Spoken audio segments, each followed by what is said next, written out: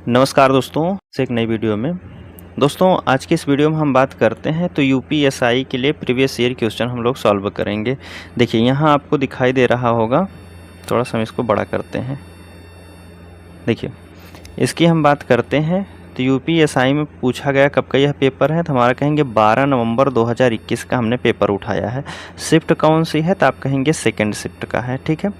और यह यूपीएसआई का प्रीवियस ईयर क्वेश्चन है। बात करते हैं आज हम इसमें जो है हिंदी के क्वेश्चन देखेंगे। हिंदी का जो है कौन से क्वेश्चन कैसे कैसे क्वेश्चन पूछे गए थे और इस बार क्या पूछे जाने की संभावना है, ठीक है। तो प्रीवियस ईयर क्वेश्चन के अगर आप लगा देते हैं तो एक बेस बन जाता है, आप मतलब उसी के आधार पर चलते हुए पढ़ देंगे, ठीक है।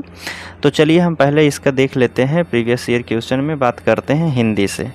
हिंदी में हम बात करते हैं तो देखिए पहला प्रश्न है, अगर हम बात कर लेते हैं, आप पहले एक मिनट, ठीक है। अगर हम बात कर लेते हैं, आप यह पीडीएफ डाउनलोड करना चाहते हैं, जो यह पीडीएफ है प्रीवियस ईयर क्वेश्चन का, अगर आप इसे डाउनलोड करना चाहते हैं तो डिस्क्रिप्शन में आपको टेलीग्राम चैनल का लिंक दिया गया है, आप वहां से जाके डाउनलोड कर सकते हैं। या फिर आप अपने टेलीग्राम में जाइए, वहां सर्च कीजिए टेस्ट वाला 223 फिर 224, यह सर्च कीजिएगा, आपके सामने एक चैनल खुलेगा, आप उसमें ज्वाइन होकर पीडीएफ को डाउनलोड कर सकते हैं, ठीक है। तो चलिए आज हम पहले हिंदी का क्वेश्चन को सॉल्व करते हैं। देखिए इसमें प्रश्न आपसे पूछा जा रहा है, इसमें कह रहा है कि इनमें से कौन सी बोली राजस्थान की बोली नहीं है। इनमें से कौन सी बोली है जो राजस्थान की बोली नहीं है। देखिए ऑप्शन में दिया गया है मारवाड़ी है, मालवी है, मेवाती। यह तीनों कहेंगे तो आप कहें राजस्थान की बोली है, राजस्थानी बोली है। और हमसे पूछा था कौन सी नहीं है, तो आप कहेंगे बुंदेली जो है यह राजस्थान की बोली नहीं है। बुंदेली की बात करते हैं तो बुंदेलखंड के क्षेत्रों में बोली जाती है, या आप कहेंगे मध्य प्रदेश प्लस यूपी के भागों में बोली जाती है बुंदेली, ठीक है। आगे बात कर लेते हैं, दूसरा प्रश्न है। देखिए दूसरा प्रश्न आपसे पूछा जा रहा है, ठीक। इसमें कह रहा है कि प्रेमचंद के अपूर्ण उपन्यास का नाम बताइए। कौन सा उपन्यास है जो प्रेमचंद द्वारा पूरा नहीं किया गया है, अर्थात वह पूर्ण नहीं है। रंगभूमि यह तो पूर्ण है, सेवा सदन भी है, गबन भी है। मंगल सूत्र की बात करते हैं तो मुंशी प्रेमचंद्र का उपन्यास है, लेकिन यह पूरा नहीं हो पाया था। जब यह लिख रहे थे उसके बाद इनका देहांत हो जाता है, यह पूरा जो है नहीं हो पाया था। कौन सा था? मंगल सूत्र। जैसे याद करने के लिए हम बात कर लेते हैं, मंगल सूत्र जो विवाह होता है मंगल सूत्र के बिना अधूरा रह जाता है। तो मुंशी प्रेमचंद्र के बिना क्या है, मंगल सूत्र का जो उनका उपन्यास था वह अधूरा रह गया। इसको पूरा करने वाले उनके बेटा थे, उनके बेटे का नाम था अमृत राय। कौन थे? अमृत राय द्वारा इसे पूरा किया गया था, ठीक है। पूरा करने वाले कौन व्यक्ति हैं पूछा जाएगा, अमृत राय है। किसका उपन्यास मंगल सूत्र है? तो प्रेमचंद्र का है, अपूर्ण उपन्यास है मुंशी प्रेमचंद्र का, ठीक है। आगे बात कर लेते हैं। देखिए तीसरा प्रश्न आपसे पूछा गया है, इसमें कह रहा है हमसे कि सर्वनाम के इनमें से कौन सा भेद नहीं है। प्रश्नवाचक, संबंधवाचक, निजवाचक, निश्चयवाचक, अनिश्चय होता है, लेकिन गुणवाचक जो है इसका भेद नहीं है। हमसे नहीं वाला पूछा गया था तो आप कहेंगे पहला वाला ही हमारा बिल्कुल सही है।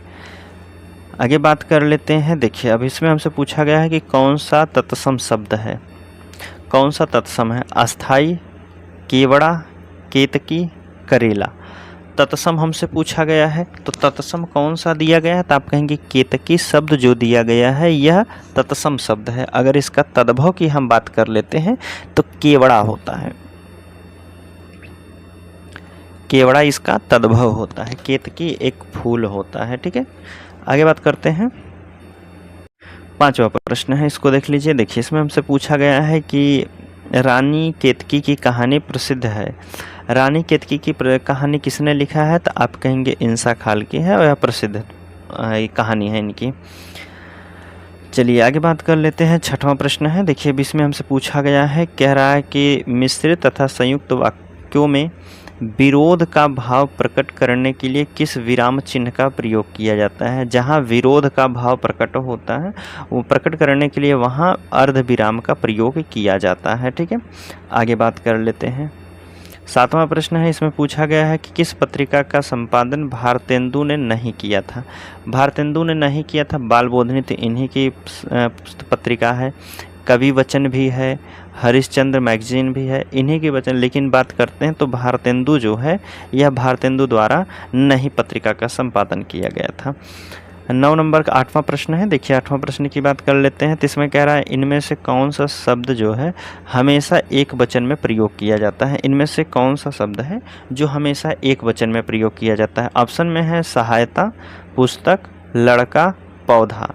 ठीक है, तो एक वचन में जो हमेशा प्रयोग किया जाता है वह सहायता होता है। ठीक है, देखिए पुस्तक की बात करते हैं तो पुस्तकें हो जाएगा बहुवचन, लड़का की बात करते हैं तो लड़के हो जाएगा बहुवचन, पौधा की बात करता है तो पौधे हो जाएंगे। ठीक है, पौधे इसके बहुवचन हो जाएंगे, लड़का का लड़के हो जाएगा, पुस्तक का पुस्तकें हो जाएगा। ठीक है, लेकिन हमसे पूछा था कौन हमेशा एक वचन, सहायता जो है इसका बहुवचन नहीं बना सकते हैं आप। ठीक है, यह हमेशा एक वचन में ही रहेगा। चलिए घास भूस की बात करते हैं। घास फूस लिखा है लेकिन घास भूस है।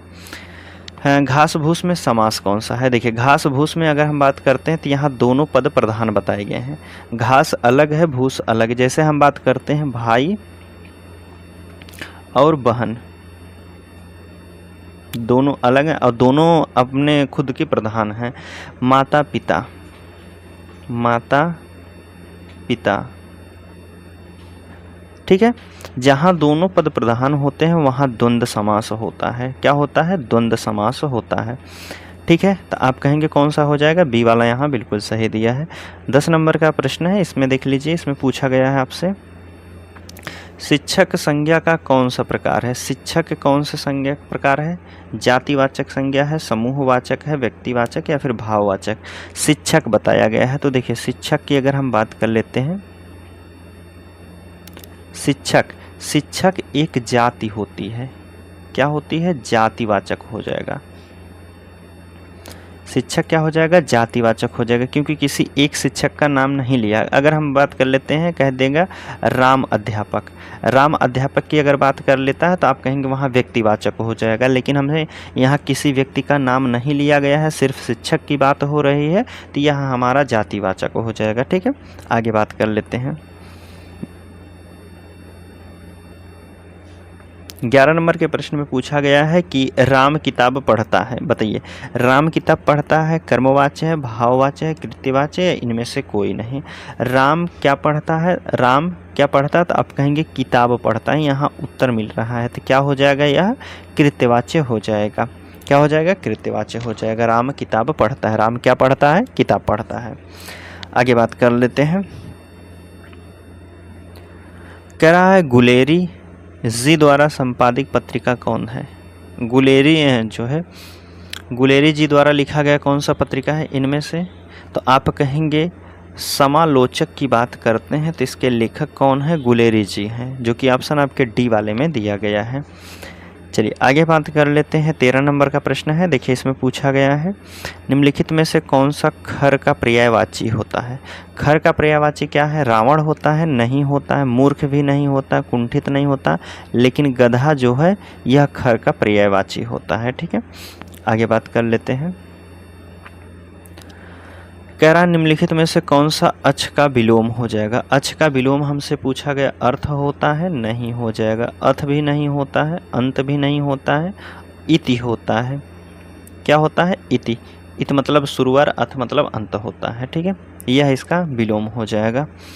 आगे पूछा गया है वात्सल्य रस का सम्राट किस कवि को कहा जाता है। वात्सल्य रस का सम्राट किस कवि को कहा जाता है, आप कहेंगे सूरदास को कहा जाता है। किसको कहा जाता है, सूरदास को। सूरदास श्री कृष्ण के बारे में काफ़ी रचनाएं की हैं। ठीक है, वात्सल्य से हैं। 16 नंबर का प्रश्न है, इसको देख लेते हैं। देखिए निम्नलिखित में से किस वाक्य में कर्मवाच्य नहीं है। हमसे पूछा गया है कि कर्मवाच्य नहीं है। उससे खाना नहीं खाया गया है, उससे खाना नहीं खाया गया है। कर्मवाच्य की एक पहचान होती है, बीच में आपको के द्वारा मिलेगा। जहाँ के द्वारा मिल रहा है तो आप उसे कह सकते हैं कि कर्मवाच्य हो जाएगा। जैसे उससे खाना नहीं खाया गया, तो उसके द्वारा भी कह सकते हैं उसके द्वारा खाना नहीं खाया गया, तो आप कहेंगे यह तो कर्मवाच्य हो जाएगा। छात्र द्वारा पुस्तक पढ़ी गई, छात्र के द्वारा पुस्तक पढ़ी गई, यहाँ तो के द्वारा बिल्कुल दिख रहा है तो आप कहेंगे कर्मवाच्य हो जाएगा। दोषी व्यक्ति द्वारा, यहाँ भी द्वारा दिया है, यहाँ भी द्वारा दिया गया है, तो आप कहेंगे द्वारा जिसमें होता है वह कर्मवाच्य होता है। लेकिन बालक खिलखिला करके हंस रहा था, बालक खिलखिला करके हंस रहा था, यह हमारा कर्मवाच्य का उदाहरण नहीं हो जाएगा। इसकी अगर हम बात करते हैं तो यहाँ हमारा हो जाएगा, कौन सा हो जाएगा, कृत्यवाच्य होता है। कौन सा हो जाएगा, कृतवाच्य हो जाएगा। ठीक है, तो हमसे पूछा था कि कर्मवाच्य किस में नहीं है, तो आप कहेंगे डी वाले में हो जाएगा। 17 नंबर का प्रश्न है, देखिए इसमें पूछा गया है दोपहर के बाद के समय के लिए एक शब्द क्या कहा जाता है। दोपहर के बाद के समय को अपराह्न कहा जाता है। क्या कहते हैं, अपराह्न कहा जाता है। अब हमसे 18 नंबर के प्रश्न में देखिए पूछा गया है कि कबीर की उलटबासियों में से कौन सा रस प्रमुख है। कबीर के उलटबासियों में से प्रमुख रस जो होता है वह अद्भुत रस है। आगे बात करते हैं, देखिए अब हमसे पूछा गया 19 नंबर का प्रश्न है कमल मोती पानी में उत्पन्न होने वाला, कमल में या फिर मोती पानी में उत्पन्न होने वाला या किस शब्द के अनेक अर्थी शब्द हैं। क्या धनुष के हैं, तो सभी लोग जलज पढ़े हैं, जलज, कमल, मोती, पानी में यह सब उत्पन्न होते हैं। ठीक है, जलज, कमल। आगे बात कर लेते हैं हिंदी साहित्य का आदि, कह रहा है कि हिंदी साहित्य का आदिकाल के लेखक कौन है। हिंदी साहित्य के आदिकाल के लेखक की बात करेगा तो आप कहेंगे हजारी प्रसाद द्विवेदी जी हैं। ठीक है, अब हमसे अगला प्रश्न पूछा गया है वे आम के पेड़ हैं। जो यह पेड़ दिखाई दे रहा है, यह पेड़ जो है यह कहेंगे आम का पेड़ है। यहाँ से एक इशारा कर रहा है कि वे आम के पेड़ हैं, वे आम के पेड़ हैं, अर्थात कन्फर्म की बात की गई है, वे आम के पेड़ हैं। यहाँ निश्चित सर्वनाम हो जाएगा। क्या कहेंगे, निश्चित वाचक सर्वनाम हो जाएगा। आगे बात कर लेते हैं, देखिए 22 नंबर का प्रश्न है जाके प्रिय न राम वह देही, ताजिए ताही कोटि बैरी समझदापि परम स्नेही। किस प्रसिद्ध की उक्ति है, किस लेखक की है यह, तो आप कहेंगे यह तुलसी द्वारा है। राम वैदेही बताया है ना, तुलसी जी की है। कौन सा है, तुलसी जी की। हमसे पूछा गया है तरल का विलोम बताना है। तरल का विलोम सरल होता है, नहीं, ठोस होता है, ठोस अवस्था और तरल अवस्था। आगे बात कर लेते हैं 24 नंबर का प्रश्न है, कह रहा है कि हिंदुस्तानी भाषा का रूप क्या है। हिंदुस्तानी भाषा का रूप क्या है, दक्षिणी है, नहीं, संस्कृत है, नहीं, अवधि नहीं। आप कहेंगे हिंदुस्तानी जो भाषा का रूप है हिंदी प्लस उर्दू के दोनों से मिला करके बना है, हिंदी और उर्दू के मिलान से बना है हिंदुस्तानी। आगे बात कर लेते हैं, कह रहा निम्नलिखित में से कौन सा शब्द स्त्रीलिंग है। स्त्रीलिंग शब्द कौन सा है, स्पर्श नहीं, लेख नहीं, दुख भी नहीं, गरिमा नाम से ही पता चल रहा है किसी लड़की का नाम है, तो आप कहेंगे स्त्रीलिंग शब्द हो जाएगा। हमसे पूछा गया इनमें से कौन सा तद्भव नहीं है। 26 नंबर के प्रश्न में तद्भव नहीं है यह पूछा गया। कसौटी, काठ, कार्य, कहानी। देखिए तद्भव नहीं हमारा क्या है, तो आप कहेंगे यह हमारा कार्य जो दिया गया है यह तत्सम है, बाकी सभी तद्भव दिए गए हैं। कार्य हमारा कैसा है, तत्सम शब्द है। कार्य का तद्भव क्या होता है, तो आप कहेंगे कार्य का जो तद्भव होता है वह काज होता है। कार्य का तद्भव क्या होता है, कार्य होता है। आगे बात कर लेते हैं 27 नंबर के प्रश्न में, कह रहा है कि किस शब्द में उपसर्ग नहीं लगा है। उपसर्ग नहीं लगा, विरासत। विरासत खुद मूल शब्द है तो इसमें उपसर्ग नहीं, व्यापार में लगा है, वीक्षक में लगा है, छक मूल शब्द होता है, और विकल, कल भी हमारा मूल शब्द होता है, लेकिन विरासत जो है इसमें उपसर्ग नहीं लगा है, तो आप कहेंगे पहले वाले ही ऑप्शन में नहीं लगा है। 28 नंबर का प्रश्न है, इसको देख लीजिए। कह रहा है कि केदारनाथ अग्रवाल को जिस कृति पर साहित्य अकादमी पुरस्कार प्राप्त हुआ था वह कौन सी है। केदारनाथ अग्रवाल को जो है अपूर्वा साहित्य अकादमी पुरस्कार मिला था। अपूर्वा एक इनकी रचना है, उसी पर मिला था इन्हें साहित्य अकादमी पुरस्कार। निम्नलिखित में से सर्वनाम शब्द है, कह रहा है कि सर्वनाम शब्द कौन सा है। रोग, कौन, नींद, सफाई। सर्वनाम पूछा है तो आप कहेंगे कौन जो दिया गया है यह एक सर्वनाम है। कौन, कैसा, क्या, यह जो होते हैं सर्वनाम है। चलिए 30 नंबर का प्रश्न है, इसमें देखा गया कह रहा है कि पूर्वी हिंदी का विकास इनमें से किस अपभ्रंश से माना जाता है? अपभ्रंश से। पूर्वी हिंदी का विकास किस अपभ्रंश से माना जाता है? तो आप कहेंगे पूर्वी हिंदी का विकास अर्धमागधी उपभ्रंश से माना जाता है। ठीक है, अर्धमागधी अपभ्रंश से माना जाता है। 31 नंबर का प्रश्न है, कह रहा है कि राम सेब खाता है, इसमें क्रिया का कौन सा प्रकार है? राम सेब खाता है, क्या पूर्वकालिक है? तो आप कहेंगे नहीं। राम सेब खाता है, अभी खा ही रहा है, तो आप कहेंगे सकर्मक क्रिया है। कौन सा है? सकर्मक क्रिया है। 32 नंबर के प्रश्न में आपसे पूछा गया है, इसमें कह रहा है कि सारंग लय सारंग चली, कई सारंग की ओट, सारंग छीनो पाई के, सारंग कई गई चोट। देखिए अब यहाँ सारंग, सारंग, सारंग, सारंग और सारंग एक ही शब्द दो या दो से अधिक बार आता है तो वहाँ आपका हमेशा यमक अलंकार होता है, जो कि ऑप्शन आपके पहले वाले में ही दिया है। आगे बात कर लेते हैं, निम्नलिखित में से कौन सा शब्द उदार का विलोम है? उदार का विलोम क्या होता है? नम्र होता है? नहीं। कोमल होता है? नहीं। उदार का, उदार मतलब नम्र होता है, उसका विलोम कठोर हो जाएगा। ठीक है, कठोर होता है। आगे बात कर लेते हैं, 34 से 36 नंबर का प्रश्न है। देखिए इसमें पूछा गया है, अनुच्छेद बताया गया है, पढ़ना इसके। भारत जैसे देश के लिए सहकारिता की पद्धति को अपनाना विशेष रूप से आवश्यक है, इसका कारण यह है कि भारत के छोटे किसानों तथा व्यापारियों की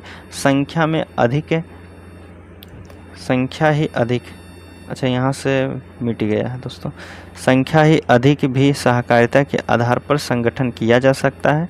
सहकारिता के सिद्धांतों की इन विशेषताओं की दृष्टि में रखकर ही हमारी पंचवर्षीय योजना में सहकारिता को बहुत आगे, पता नहीं क्या लिखा है यहाँ से थोड़ा सा ना कट गया है दोस्तों। चलिए देखते हैं प्रश्न में क्या पूछा जा रहा है।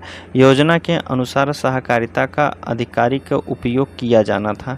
यहाँ से देखिए कह रहा है कि योजना आयोग के अनुसार सहकारिता का अधिकतर उपयोग कहाँ किया गया था? तो अधिकतर उपयोग देखिए यहाँ बताया गया था कि छोटे किसानों और व्यापारियों के लिए, अर्थात पंचवर्षीय योजना इकोनॉमिक्स के बारे में बात करते हैं तो अर्थव्यवस्था से हो जाएगा इसका संबंध। दूसरा, सहकारिता का मुख्य उद्देश्य क्या था? सहकारिता का मुख्य उद्देश्य क्या था? ऊपर वाली लाइन में बताया गया था किसान और व्यापारियों के लिए, यहाँ छोटे किसान और व्यापारियों से संबंधित था।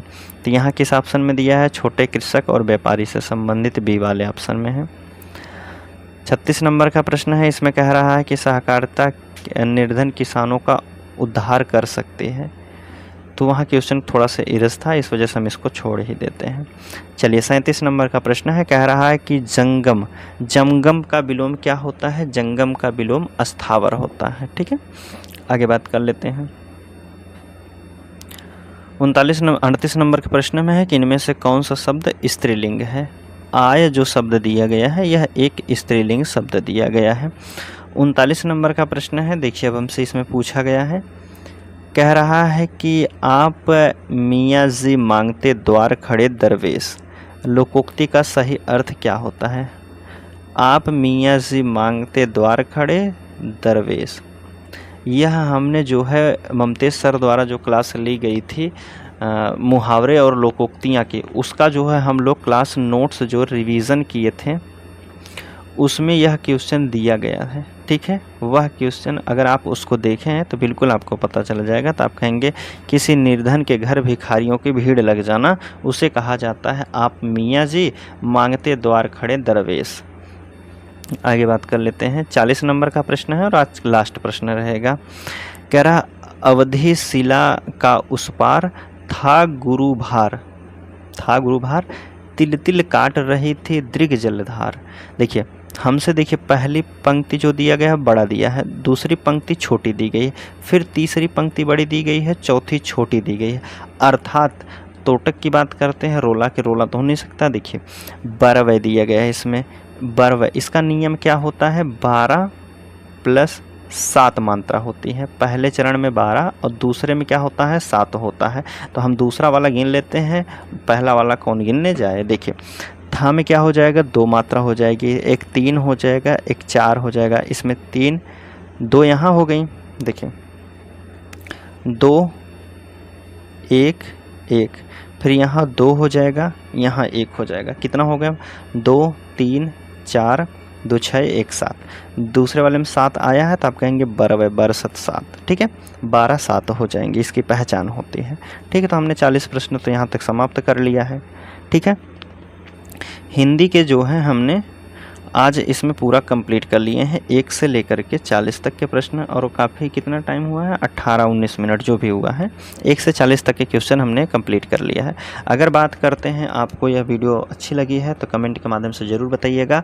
और अगर जीएस के भी क्वेश्चन शामिल करना चाहते हैं तो भी कमेंट करके बताइएगा कि हिंदी के साथ साथ हिंदी प्लस जीके जीएस अगर कमेंट करेंगे आप तो इसका दोनों हिंदी और जीएस एक साथ वीडियो अपलोड की जाएगी। क्योंकि 15 से 20 मिनट में हम लोग जो है जीएस के क्वेश्चन उसमें हिंदी के पढ़ ले रहे हैं, तो 20 मिनट में जीएस को भी हम लोग पढ़ लेंगे। टोटल से 30 से 35 मिनट में हम कंप्लीट कर लेंगे। ठीक है, देखते हैं आप कमेंट करते हैं या नहीं। ठीक है, जैसा आप राय रहेगी कमेंट के माध्यम से दीजिएगा। चलिए हम मिलते हैं आपसे अगले वीडियो में, तब तक के लिए धन्यवाद दोस्तों।